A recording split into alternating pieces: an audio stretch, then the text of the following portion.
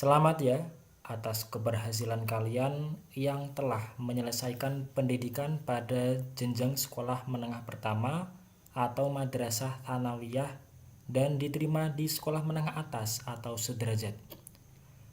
Keberhasilan ini sudah sepatutnya kalian syukuri karena keberhasilan kalian merupakan anugerah dan nikmat yang diberikan Tuhan Yang Maha Esa. Rasa syukur kalian kepada Tuhan Yang Maha Esa sebagai seorang pelajar adalah dengan menunjukkan semangat belajar yang tinggi dalam rangka mengembangkan potensi diri. Hal ini dapat kalian tunjukkan dengan memahami dan mempelajari pada sajian di video ini. Selain itu, kembangkanlah cara belajar secara mandiri dan bekerja sama dengan teman kalian dalam menyelesaikan tugas-tugas di video ini. Kalian saat ini akan segera memulai mempelajari pada bab pertama, yaitu tentang nilai-nilai Pancasila dalam kerangka praktik penyelenggaraan pemerintah negara, di mana hal itu didasarkan pada Undang-Undang Dasar Negara Republik Indonesia tahun 1945. Setelah kalian memahami video ini, kalian diharapkan mampu untuk menganalisis nilai-nilai Pancasila dalam kerangka praktik penyelenggaraan pemerintahan negara Kesatuan Republik Indonesia.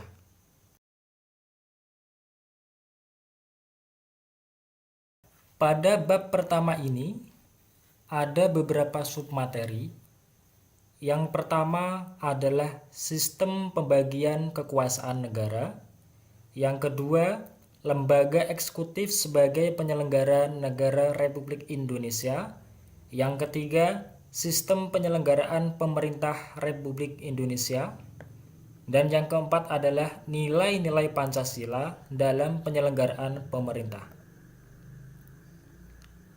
Sebelum mempelajari lebih jauh, alangkah lebih baiknya perlu kalian cermati peta konsep pada nilai-nilai Pancasila dalam praktik penyelenggaraan pemerintahan negara. Saya beri waktu 3 detik untuk memahaminya. 1, 2, 3. Atau kalian bisa jeda dulu video ini, coba pahami agar nanti kalian mampu untuk menangkap konsep pada bab 1 ini. Mulai dari peta konsep, kemudian kata kunci, dan nilai karakter apa yang dikembangkan dalam sajian ini. Kita memasuki pada subbab pertama, sistem pembagian kekuasaan negara. Tentu sudah terbelisik barangkali dalam pikiran kalian bahwa apa itu kekuasaan?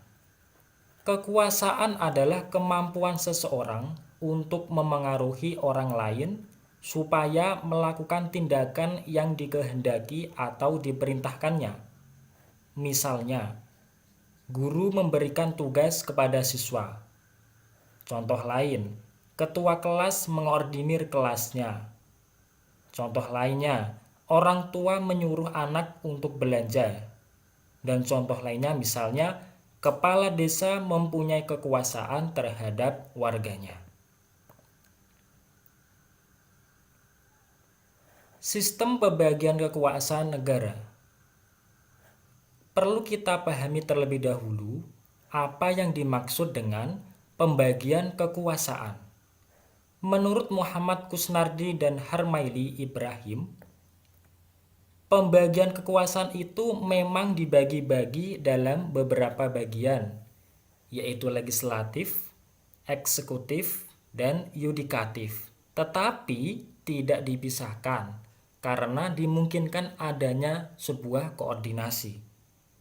Sedangkan menurut Jimli As-Siddiqi, Kekuasaan harus dibatasi dengan cara memisahkan ke dalam cabang-cabang yang bersifat check and balance dalam kedudukan yang sederajat dan saling mengimbangi serta mengendalikan satu sama lain. Dari beberapa pengertian pembagian kekuasaan tersebut, kita dapat menarik kesimpulan bahwa pembagian kekuasaan adalah wewenang yang dimiliki oleh negara, baik itu memerintah, mewakili, mengurus, dan seterusnya, dibagi menjadi beberapa bagian, yaitu legislatif, eksekutif, dan yudikatif yang diberikan kepada beberapa lembaga negara untuk menghindari pemusatan kekuasaan atau wewenang pada satu pihak atau lembaga tertentu. Kemudian, jenis-jenis pembagian kekuasaan. Ada dua jenis pembagian kekuasaan. Yang pertama adalah horizontal. Kekuasaan horizontal adalah kekuasaan yang dibagi dalam lembaga-lembaga negara yang sederajat dan saling mengimbangi atau check and balance. Kekuasaan horizontal meliputi legislatif, eksekutif, dan yudikatif.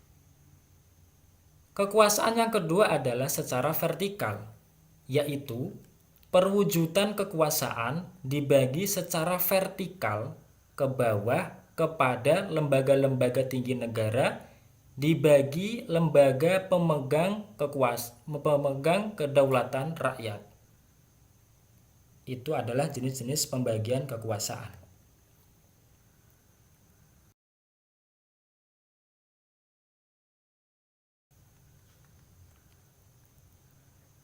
Adapun ada dua tokoh yang sangat familiar terkait dengan teorinya. Yang pertama adalah John Locke. Dalam bukunya yang berjudul Two Treatises of Government, mengusulkan agar kekuasaan di dalam suatu negara itu dibagi dalam organ-organ negara yang mempunyai fungsi yang berbeda-beda. Menurut John Locke, agar pemerintah tidak bertindak sewenang-wenang, maka harus ada pembagian pemegang kekuasaan ke dalam tiga macam kekuasaan. Yang pertama, legislatif, yaitu membuat undang-undang. Yang kedua, eksekutif, yaitu melaksanakan undang-undang. Dan yang ketiga adalah federatif, yaitu melakukan hubungan diplomatik dengan negara-negara lain.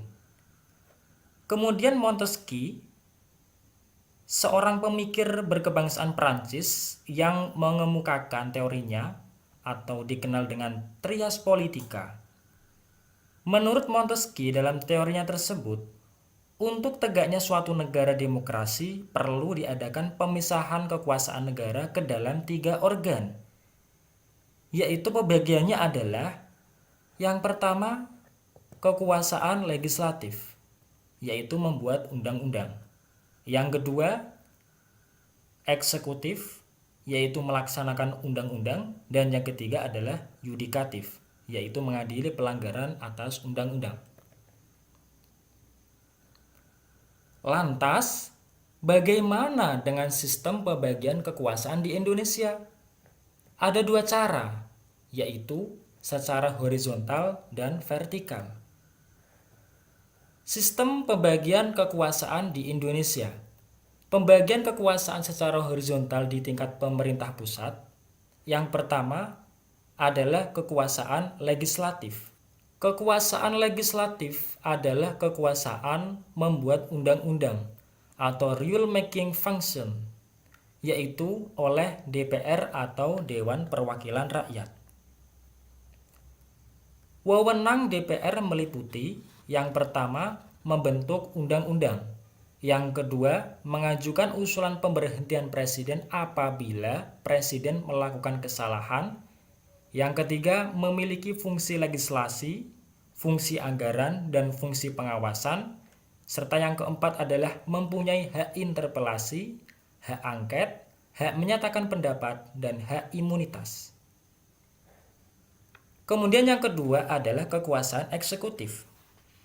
Kekuasaan eksekutif adalah kekuasaan melaksanakan undang-undang atau rule application function. Kekuasaan eksekutif berada di tangan presiden dan wakil presiden. Seperti pada gambar berikut, ada Bapak Joko Widodo dan Mbah Kiai Haji Ma'ruf Amin atau Bapak Kiai Haji Ma'ruf Amin selaku wakil presiden dari Presiden Joko Widodo. Kemudian, wewenang presiden meliputi yang pertama adalah bidang eksekutif. Misalnya membuat keputusan presiden atau kepres, mengangkat dan memberhentikan menteri. Kemudian yang kedua bidang legislatif, misalnya membentuk undang-undang atas persetujuan DPR. Di sini adanya check and balance, yaitu atas persetujuan DPR. Yang ketiga adalah bidang yudikatif, misalnya gerasi, amnesti, abolisi, dan rehabilitasi. Gerasi atau ampunan yang diberikan kepada orang yang telah dijatuhi hukuman. Sedangkan amnesti atau penghapusan yang diberikan kepada seseorang atau sekelompok orang yang telah melakukan tindak pidana tertentu. Kemudian abolisi atau peniadaan atau penghapusan peristiwa pidana, dan rehabilitasi atau pemulihan kepada kedudukan atau keadaan nama baik seseorang yang semula. Yang ketiga adalah kekuasaan yudikatif. Kekuasaan yudikatif atau kekuasaan kehakiman yaitu kekuasaan mengadili atas pelanggaran undang-undang atau rule education function. Yang ketiga, kekuasaan yudikatif. Kekuasaan yudikatif atau kekuasaan kehakiman yaitu kekuasaan mengadili atas pelanggaran undang-undang atau rule adjudication function. Kekuasaan yudikatif berada pada tangan Mahkamah Agung dan badan peradilan yang berada di bawahnya dalam lingkungan peradilan umum, peradilan agama, peradilan militer, peradilan tata usaha negara, termasuk Mahkamah Konstitusi dan Komisi Yudisial. Kekuasaan yudikatif tersebut ditegaskan dalam pasal 24 ayat 2 Undang-Undang Dasar Negara Republik Indonesia tahun 1945. Mahkamah Agung berwenang mengadili pada tingkat kasasi, menguji peraturan perundang-undangan di bawah undang-undang terhadap undang-undang, dan mempunyai wewenang lainnya yang diberikan oleh undang-undang. Hal ini ditegaskan dalam pasal 24A ayat 1 Undang-Undang Dasar Negara Republik Indonesia tahun 1945 hasil amandemen. Adapun wewenang Komisi Yudisial diatur dalam pasal 24B ayat 1 Undang-Undang Negara Republik Indonesia tahun 1945, yaitu mengusulkan pengangkatan hakim agung dan mempunyai wewenang lain dalam rangka menjaga dan menegakkan kehormatan, keluhuran, martabat, serta perilaku hakim. Sedangkan wewenang dari Mahkamah Konstitusi itu diatur dalam pasal 24C ayat 1 Undang-Undang Negara Republik Indonesia tahun 1945. Kemudian yang keempat adalah kekuasaan konstitutif. Kekuasaan konstitutif merupakan kekuasaan untuk mengubah maupun menetapkan undang-undang dasar. Kekuasaan konstitutif dilaksanakan oleh MPR. MPR atau Majelis Permusyawaratan Rakyat terdiri dari anggota Dewan Perwakilan Rakyat dan BPD atau Dewan Perwakilan Daerah. Kemudian yang kelima adalah kekuasaan eksaminatif. Kekuasaan eksaminatif atau inspektif adalah kekuasaan yang berkaitan dengan pelaksanaan pemeriksaan atas pengelolaan dan tanggung jawab keuangan negara, yaitu oleh BPK atau Badan Pemeriksa Keuangan. Wewenang BPK meliputi 1. Memeriksa tanggung jawab keuangan negara dan memberitahukan hasil pemeriksaan kepada DPR, DPRD, dan DPD. Yang kedua, memeriksa semua pelaksanaan APBN. Dan yang ketiga, memeriksa tanggung jawab pemerintah tentang keuangan negara. Yang keenam adalah kekuasaan moneter. Kekuasaan moneter merupakan kekuasaan yang dimiliki oleh negara untuk menetapkan dan melaksanakan kebijakan moneter seperti mengatur dan menjaga kelancaran sistem pembayaran serta memelihara kestabilan nilai rupiah. Kekuasaan moneter diamanatkan kepada Bank Indonesia. Kemudian, pembagian kekuasaan secara horizontal di tingkat pemerintah daerah. Pemerintah daerah adalah penyelenggaraan urusan pemerintahan oleh pemerintah daerah dan Dewan Perwakilan Rakyat Daerah menurut asas otonomi dan tugas pembantuan dengan prinsip otonomi seluas-luasnya dalam sistem dan prinsip negara kesatuan Republik Indonesia. Hal tersebut sesuai dalam Undang-Undang Republik Indonesia Nomor 23 Pasal 2 Tahun 2014 tentang Pemerintahan Daerah. Selanjutnya, pembagian kekuasaan secara vertikal. Kalau tadi secara horizontal, sekarang kita memasuki kekuasaan secara vertikal. Pembagian kekuasaan secara vertikal ditegaskan dalam pasal 18 Undang-Undang Negara Republik Indonesia tahun 1945. Kemudian, Undang-Undang Nomor 23 Tahun 2014 tentang Sistem Pemerintahan Daerah ditegaskan adanya pembagian kewenangan antara pemerintahan pusat dan daerah, yaitu 1. Pemerintahan daerah menjalankan otonomi daerah. 2. Urusan pemerintahan pusat meliputi politik luar negeri, pertahanan dan keamanan, justisi, moneter dan fiskal nasional, dan agama. Sedangkan lainnya menjadi urusan daerah. Yang ketiga, urusan pemerintahan yang diserahkan kepada daerah disertai sumber pendanaan, pengalihan sarana dan prasarana, serta kepegawaian sesuai dengan urusan yang disentralisasikan. Dan yang keempat adalah peran pemerintah pusat dalam kerangka otonomi daerah serta menciptakan kesejahteraan rakyat, yaitu meliputi melakukan pembinaan dengan memberikan pedoman seperti dalam penilaian, pengembangan, perencanaan dan pengawasan, kemudian memberikan standar, arahan, bimbingan, pelatihan, supervisi, pengendalian, koordinasi, pemantauan dan evaluasi, dan memberikan fasilitas, yaitu berupa pemberian peluang kemudahan dan bantuan, dan dorongan kepada daerah agar dalam melaksanakan otonomi daerah dapat dilakukan secara efisien dan efektif sesuai dengan peraturan perundang-undangan. Info kewarganegaraan. Setelah reformasi, MPR menjadi lembaga negara yang sejajar dengan kedudukannya dengan lembaga-lembaga negara lainnya, bukan lagi merupakan penjelmaan seluruh rakyat Indonesia melaksanakan kedaulatan rakyat.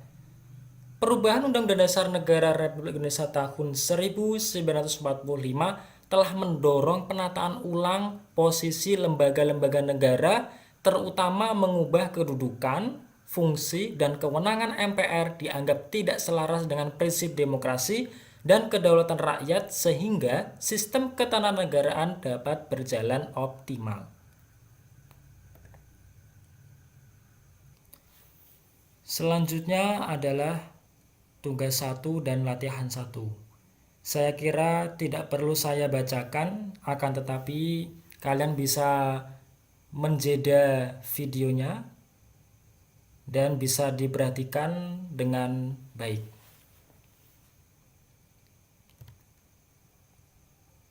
Kemudian kita memasuki subbab yang kedua, yaitu lembaga eksekutif sebagai penyelenggara negara Republik Indonesia. Lembaga eksekutif sebagai penyelenggara negara Republik Indonesia. Pengertian penyelenggara negara. Pasal 1 ayat 1 Undang-Undang Nomor 28 Tahun 1999 tentang penyelenggaraan negara yang bersih dan bebas dari korupsi, kolusi dan nepotisme bahwa penyelenggara negara adalah pejabat negara yang menjalankan fungsi eksekutif, legislatif atau yudikatif, dan pejabat lain yang fungsi dan tugas pokoknya berkaitan dengan penyelenggaraan negara sesuai dengan ketentuan peraturan perundang-undangan yang berlaku. Dalam arti sempit, penyelenggaraan negara tidak mencakup lembaga-lembaga negara yang tercantum dalam UUD NRI tahun 1945. Sedangkan dalam arti luas, penyelenggaraan negara mengacu pada tataran suprastruktur politik, yaitu lembaga negara dan lembaga pemerintah maupun pada tatanan infrastruktur politik seperti organisasi politik dan organisasi kemasyarakatan. Kemudian, siapa sajakah penyelenggara negara Republik Indonesia? Para penyelenggara negara ditegaskan dalam pasal 2 Undang-Undang Nomor 28 Tahun 1999 tentang penyelenggaraan negara yang bersih dan bebas dari korupsi, kolusi, dan nepotisme, yaitu meliputi yang pertama adalah pejabat negara pada lembaga tertinggi negara, kemudian ada menteri, ada pejabat negara pada lembaga negara tinggi negara, ada gubernur, kemudian hakim, kemudian pejabat negara lain sesuai dengan ketentuan peraturan perundang-undangan yang berlaku, dan pejabat lain yang memiliki fungsi strategis dalam kaitannya dengan penyelenggaraan negara.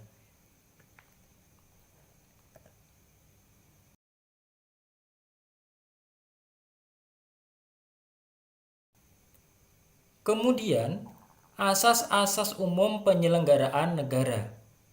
Asas-asas umum penyelenggaraan negara sebagaimana disebutkan dalam pasal 3 Undang-Undang Nomor 28 Tahun 1999 yaitu asas kepastian hukum. Asas kepastian hukum yaitu asas dalam negara hukum yang mengutamakan landasan peraturan perundang-undangan, kepatuhan, dan keadilan dalam setiap kebijakan penyelenggaraan negara. Yang kedua adalah asas tertib penyelenggaraan negara, yaitu menjadi landasan keteraturan, keserasian, dan keseimbangan dalam pengabdian penyelenggaraan negara. Yang ketiga, asas kepentingan umum. Asas kepentingan umum yaitu asas yang mendahulukan kesejahteraan umum dengan cara yang aspiratif, akomodatif, dan kolektif. Yang keempat adalah asas keterbukaan. Asas keterbukaan yaitu asas yang membuka diri terhadap hak masyarakat untuk memperoleh informasi yang benar, jujur, dan tidak diskriminatif tentang penyelenggaraan negara dengan tetap memperhatikan perlindungan atas hak asasi pribadi, golongan, dan rahasia negara. Kemudian yang nomor 5 adalah asas proporsionalitas, yaitu asas yang mengutamakan keseimbangan antara hak dan kewajiban penyelenggara negara. Yang keenam adalah asas profesionalitas, yaitu asas yang mengutamakan keahlian yang berlandaskan kode etik dan ketentuan peraturan perundang-undangan yang berlaku. Yang nomor 7 yaitu asas akuntabilitas. Asas akuntabilitas yaitu asas yang menentukan bahwa setiap kegiatan dan hasil akhir dari kegiatan penyelenggaraan negara harus dapat dipertanggungjawabkan kepada masyarakat atau rakyat sebagai pemegang kedaulatan tertinggi negara sesuai dengan ketentuan peraturan perundang-undangan yang berlaku. Selanjutnya ada tugas 2 dan latihan 2. Kalian bisa menjeda terlebih dahulu videonya, pahami, cermati, dan kalian bisa berikan jawaban kalian atau tanggapan kalian di komentar. Saya lanjutkan, kita akan memasuki pada subbab yang ketiga, yaitu sistem penyelenggaraan pemerintahan Republik Indonesia. Yang pertama, pengertian sistem penyelenggaraan pemerintahan.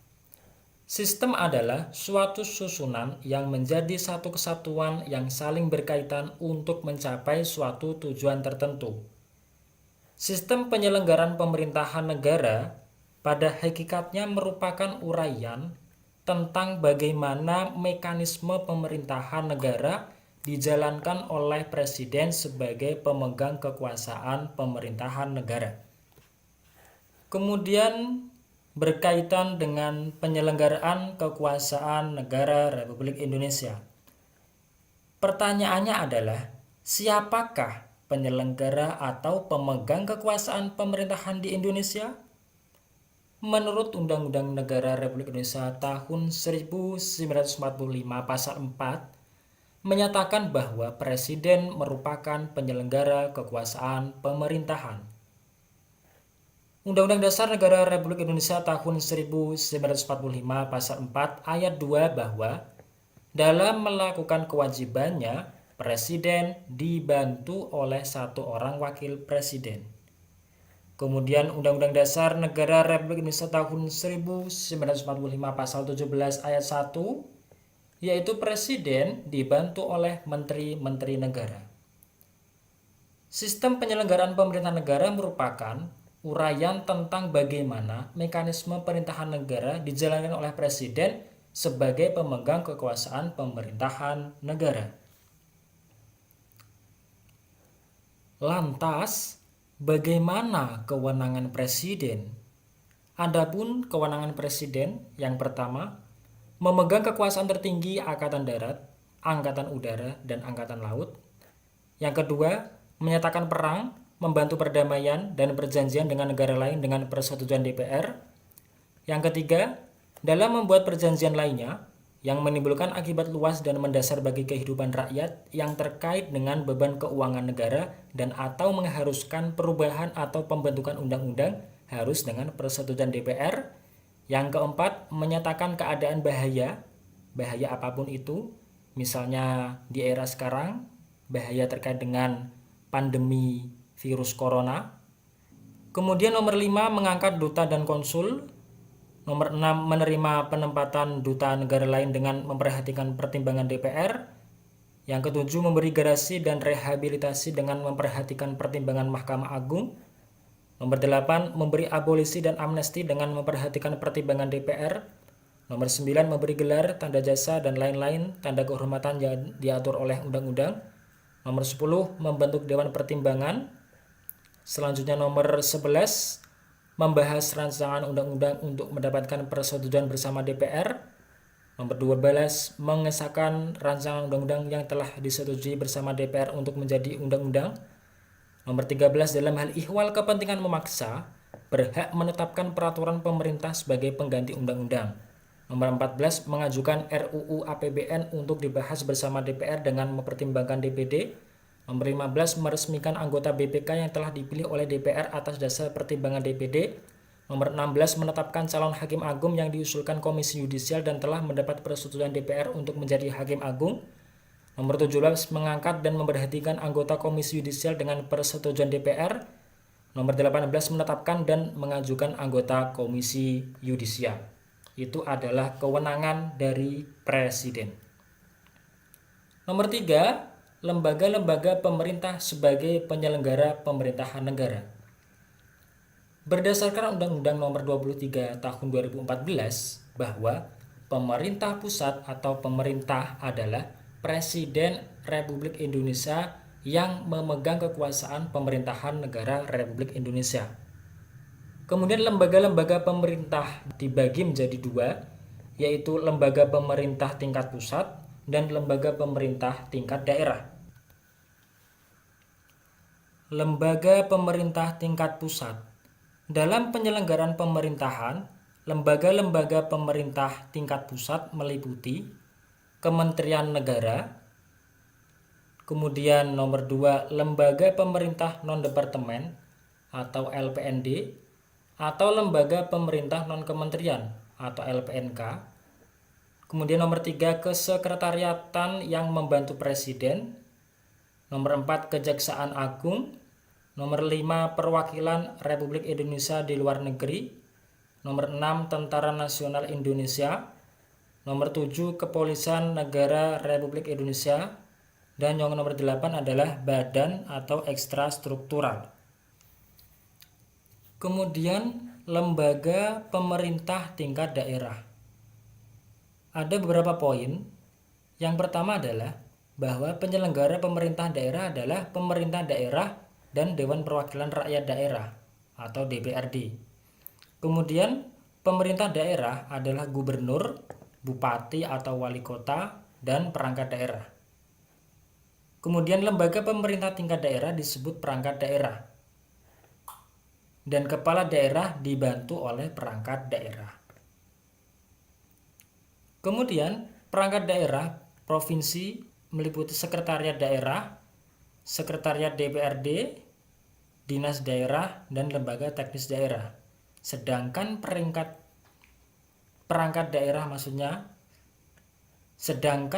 daerah kabupaten atau kota meliputi yang pertama sekretariat daerah, sekretariat DPRD, dinas daerah, lembaga teknis daerah, kecamatan, dan kelurahan. Kemudian lembaga perekonomian negara. Dalam rangka penyelenggaraan pemerintahan negara juga dikenal adanya lembaga perekonomian negara atau yang disebut dengan Badan Usaha Milik Negara atau BUMN dan Badan Usaha Milik Daerah atau BUMD. BUMN saat ini diatur dengan Undang-Undang Nomor 19 Tahun 2003. BUMN yang seluruh atau sebagian besar modalnya berasal dari kekayaan negara yang dipisahkan merupakan salah satu pelaku ekonomi dalam sistem perekonomian nasional selain usaha swasta dan koperasi. Dalam sistem perekonomian nasional, BUMN itu berperan menghasilkan barang dan atau jasa yang dipasarkan dalam rangka mewujudkan sebesar-besarnya kemakmuran masyarakat. Kemudian BUMD, dalam Undang-Undang Nomor 32 Tahun 2004 Pasal 117 disebutkan bahwa pemerintah daerah dapat memiliki BUMD yang pembentukan penggabungan, pelepasan kepemilikan, dan atau pembubarannya ditetapkan dengan peraturan daerah yang berpedoman pada peraturan perundang-undangan.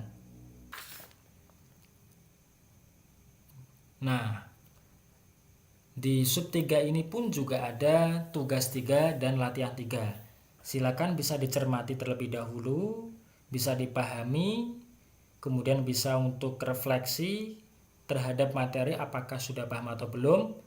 Dan barangkali ingin coret-coret di komentar, silahkan bisa komentar di bawah. Dijeda terlebih dahulu. Baik, saya lanjutkan. Kita masuk kepada subbab terakhir, yaitu nilai-nilai Pancasila dalam penyelenggaraan pemerintahan. Nilai-nilai Pancasila dalam penyelenggaraan pemerintahan. Pancasila memiliki serangkaian nilai, yaitu nilai ketuhanan, nilai kemanusiaan, nilai persatuan, nilai kerakyatan, dan nilai keadilan. Kelima nilai tersebut merupakan satu kesatuan yang utuh dengan mengacu dalam tujuan yang satu. Nilai-nilai dasar Pancasila bersifat universal dan objektif. Artinya, nilai-nilai tersebut dapat dipakai dan diakui oleh negara-negara lain walaupun tidak diberi nama Pancasila. Nilai-nilai Pancasila pada dasarnya ialah nilai-nilai filsafati yang sifatnya sangat mendasar. Nilai dasar Pancasila ini bersifat abstrak dan normatif. Nilai tersebut menjadi motivator kegiatan dalam penyelenggaraan bernegara. Yang pertama adalah nilai ketuhanan, bahwa setiap orang memiliki kebebasan untuk beragama. Nilai ketuhanan yang Maha Esa mengandung arti bahwa adanya pengakuan dan keyakinan bangsa terhadap adanya Tuhan sebagai pencipta alam semesta.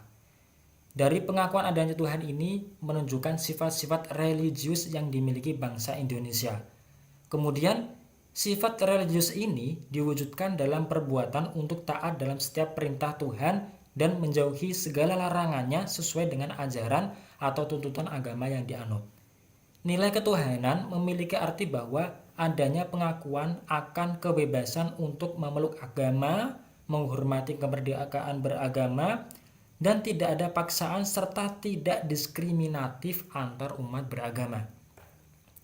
Kemudian sila atau nilai yang kedua yaitu nilai kemanusiaan. Mengandung makna tentang kesadaran membantu sesama. Nilai kemanusiaan yang adil dan beradab mengandung arti bahwa kesadaran sikap dan perilaku sesuai dengan nilai-nilai moral dalam kehidupan bersama atas dasar tuntutan hati nurani dengan memperlakukan sesuatu hal sebagaimana mestinya. Masing-masing individu menyadari dan mengakui bahwa setiap manusia memiliki hak-hak asasi atas hak dasar yang sudah ada sejak lahir. Kemudian yang nomor 3 adalah nilai persatuan. Nilai persatuan dilandasi oleh semangat gotong royong. Nilai persatuan Indonesia mengandung makna usaha ke arah bersatu dalam kebulatan rakyat untuk membina rasa nasionalisme dalam negara. Persatuan Indonesia juga mengakui dan menghargai dengan sepenuh hati terhadap keanekaragaman di Indonesia. Dengan demikian, perbedaan suku bangsa, perbedaan agama, ras, dan golongan beserta budayanya bukanlah penyebab dari suatu perselisihan. Justru hal itu akan dapat menciptakan kebersamaan serta kekayaan seni dan budaya bangsa Indonesia. Kemudian yang nomor 4 adalah nilai kerakyatan. Nilai kerakyatan mencerminkan sikap mengambil keputusan dengan musyawarah untuk mufakat. Nilai kerakyatan yang dipimpin oleh hikmat kebijaksanaan dalam pemusyawaratan perwakilan mengandung makna bahwa suatu pemerintahan rakyat yang dilakukan melalui badan-badan tertentu yang dalam menetapkan sesuatu peraturan ditempuh dengan jalan musyawarah untuk mufakat atas dasar kebenaran dari Tuhan dan putusan yang diambil sesuai dengan rasa kemanusiaan yang memperhatikan dan mempertimbangkan hak rakyat untuk mencapai kebaikan hidup bersama. Kemudian yang nomor 5 yaitu nilai keadilan sosial bagi seluruh rakyat Indonesia. Bahwa rakyat Indonesia itu menyadari akan hak dan kewajiban yang sama. Nilai keadilan sosial bagi seluruh rakyat Indonesia mengandung makna bahwa rakyat Indonesia itu menyadari antara hak dan kewajiban itu sama untuk mencapai keadilan sosial dalam masyarakat Indonesia. Bentuk pelaksanaan nilai-nilai ini adalah bahwa setiap warga negara harus mengembangkan sikap adil terhadap sesama, menjaga keseimbangan, keselarasan, kemudian menjaga antara hak dan kewajibannya itu, serta menghormati hak-hak orang lain. Nah, kita akan kupas satu persatu nilai-nilai sila dalam Pancasila. Nilai sila ketuhanan yang Maha Esa, bahwa yang pertama adalah pengakuan adanya kausa prima atau sebab pertama, yaitu Tuhan yang Maha Esa. Nomor 2, menjamin penduduk untuk memeluk agama masing-masing dan beribadah menurut agamanya. Nomor 3, tidak memaksa warga negara untuk beragama, tetapi diwajibkan memeluk agama sesuai hukum yang berlaku. Dan yang keempat, ateisme dilarang hidup dan berkembang di Indonesia. Nomor 5, menjamin berkembang dan tumbuh suburnya kehidupan beragama, toleransi antar umat, dan dalam beragama. Kemudian yang nomor 6 adalah negara memfasilitasi bagi tumbuh kembangnya agama dan iman warga negara dan menjadi mediator ketika terjadi konflik antar agama. Kemudian nilai sila kemanusiaan yang adil dan beradab. Yang pertama, menempatkan manusia itu sesuai dengan hakikatnya sebagai makhluk Tuhan, karena manusia mempunyai sifat universal. Nomor 2, menjunjung tinggi kemerdekaan sebagai hak segala bangsa. Hal ini juga bersifat universal. Nomor 3, mewujudkan keadilan dan peradaban yang tidak lemah. Kemudian nilai sila persatuan Indonesia yang pertama adalah nasionalisme. Nomor 2 adalah cinta bangsa dan tanah air. Nomor 3, menggalang persatuan dan kesatuan bangsa. Nomor 4, menghilangkan penonjolan kekuatan atau kekuasaan, keturunan, dan perbedaan warna kulit. Dan yang nomor 5 adalah menumbuhkan rasa senasib dan sepenanggulangan. Kemudian nilai sila kerakyatan yang dipimpin oleh hikmat kebijaksanaan dalam permusyawaratan perwakilan. Yang pertama, hakikat sila ini adalah demokrasi. Demokrasi dalam arti umum yaitu pemerintahan dari rakyat, oleh rakyat, dan untuk rakyat. Kemudian yang kedua adalah permusyawaratan. Artinya mengusahakan putusan bersama secara bulat, baru sesudah itu diadakan tindakan bersama. Kemudian yang nomor tiga adalah dalam melakukan putusan diperlukan kejujuran bersama. Hal yang perlu diingat bahwa keputusan bersama dilakukan secara bulat sebagai konsekuensi adanya kejujuran bersama. Kemudian nomor 4 adalah perbedaan secara umum demokrasi di negara barat dan di negara Indonesia adalah terletak pada musyawarah atau permusyawaratan rakyat. Jadi ini yang menjadi ciri khas Indonesia dengan negara-negara lain. Oleh karena itu kita patut untuk meneruskan musyawarah mufakat. Kita perlu bangga juga terhadap Indonesia. Kemudian yang nomor 5 adalah nilai sila keadilan sosial bagi seluruh rakyat Indonesia. Yang pertama, kemakmuran yang merata bagi seluruh rakyat dalam arti dinamis dan berkelanjutan. Nomor 2, seluruh kekayaan alam dan sebagainya dipergunakan bagi kebahagiaan bersama menurut potensi masing-masing. Nomor 3, melindungi yang lemah agar kelompok warga masyarakat dapat bekerja sesuai dengan bidangnya. Itu adalah nilai-nilai sila dalam Pancasila. Seperti biasa, tiap subbab ada sebuah latihan untuk melihat, untuk mengetahui sejauh mana pengetahuan kalian terhadap materi atau dalam video ini. Tidak perlu saya baca, kalian bisa menjeda terlebih dahulu video ini. Silakan bisa dijeda.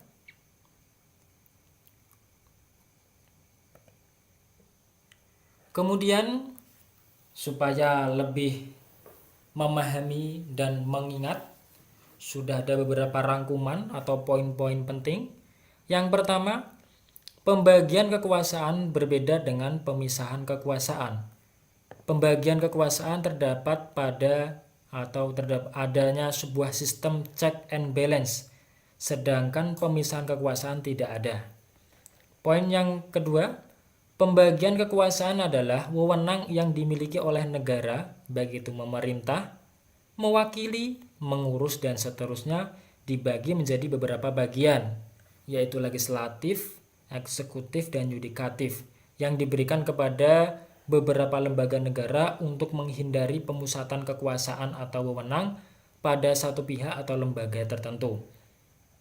Poin selanjutnya, pada hakikatnya, pembagian kekuasaan dapat dibagi menjadi dua cara, yaitu pembagian kekuasaan secara vertikal dan pembagian kekuasaan secara horizontal.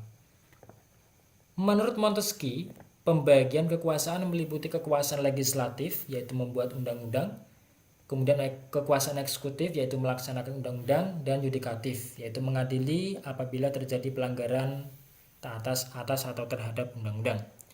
Kemudian poin selanjutnya adalah pembagian kekuasaan di Indonesia berdasarkan mekanisme undang-undang, yaitu pembagian kekuasaan secara vertikal dan pembagian kekuasaan secara horizontal. Berdasarkan Undang-Undang Dasar Negara Republik Indonesia tahun 1945, secara horizontal pembagian kekuasaan negara dilakukan pada tingkat pemerintahan pusat dan pemerintahan daerah. Poin selanjutnya, kementerian berkedudukan di ibu kota Indonesia mempunyai tugas menyelenggarakan urusan tertentu dalam pemerintahan di bawah dan bertanggung jawab kepada presiden. Poin selanjutnya, lembaga pemerintah non-kementerian merupakan lembaga negara yang dibentuk untuk membantu presiden dalam melaksanakan tugas pemerintahan tertentu. Kemudian poin selanjutnya, yaitu nilai yang terkandung dalam Pancasila memiliki serangkaian nilai, yaitu nilai ketuhanan, nilai kemanusiaan, nilai persatuan, nilai kerakyatan, dan nilai keadilan. Kemudian poin selanjutnya, barangkali dari kalian punya poin-poin dari materi yang sudah saya sajikan. Silakan bisa beri komentar kalian atau tanggapan kalian di bawah komentar berikut ini. Saya kira cukup. Terima kasih atas perhatiannya. Kurang lebihnya dari saya mohon maaf. Apabila dari kalian ada masukan atau mungkin ada usulan atau mungkin ada sesuatu yang ingin didiskusikan, silakan bisa berkomentar di bawah ini. Ini baru video pertama kelas 10 dan selanjutnya akan ada video tentang ketentuan Undang-Undang Dasar Negara Republik Indonesia tahun 1945 tentang wilayah negara, warga negara, penduduk, agama, dan kepercayaan, serta pertahanan dan keamanan. Saya kira ini asik untuk kita bahas. Sekali lagi terima kasih. I think enough. Kurang lebihnya mohon maaf. Wassalamualaikum warahmatullahi wabarakatuh. Salam Pancasila.